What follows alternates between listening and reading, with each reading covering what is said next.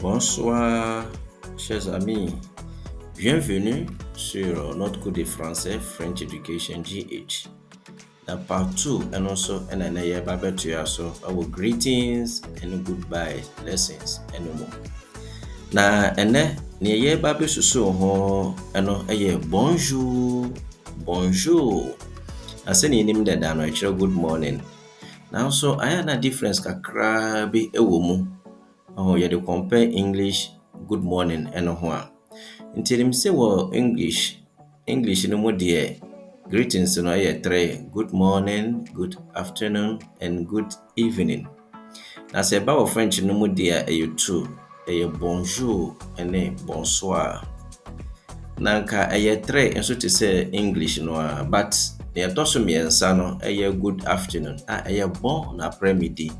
No na yenta mfanyi nchia no sa so nti limited no to bonjour and bonsoir no apia YouTube so na say ye ka bonjour no so a eno no ye start fia no pa ekosi afternoon wo bra na ewia no eda so ebo and it is say from 12 p.m. 1 p.m. 2 p.m. no mu ina no yutumi kan bonjour e ma ne ye na from 3 p.m. no kono na ya start bonsoir.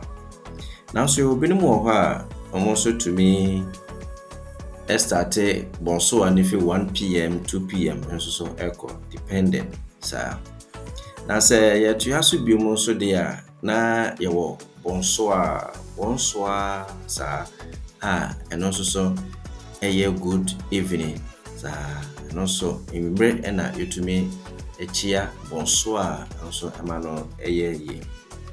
Na enofi won so a e will be to say bonne nuit.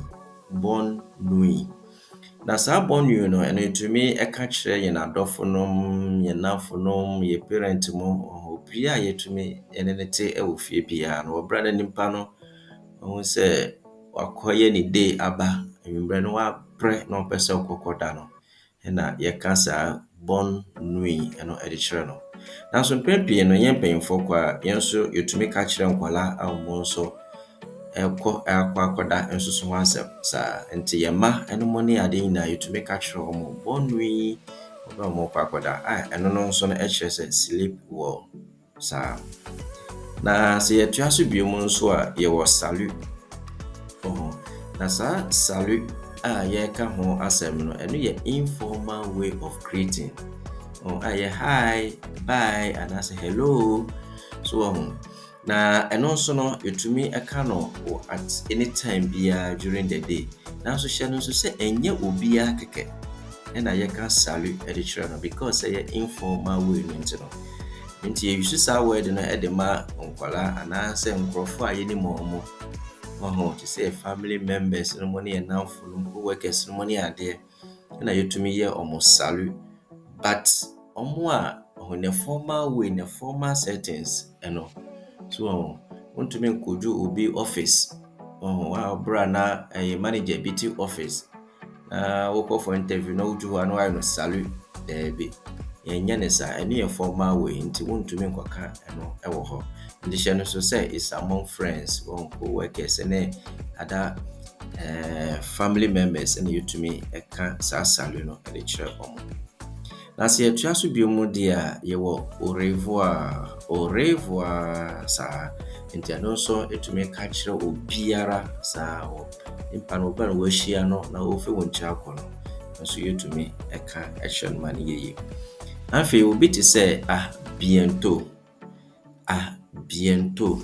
na se ka sa bientôt no a eno no kire say nimpa no obesan so hu ni biem in the near future sa betumi aye bia 1 day after 2 days after 1 week after and 2 weeks after but I didn't say nimpa no obetumi asan so ehia ni biem eno na ye kasa bientôt yani kire nimpa no afi ye wo tout à l'heure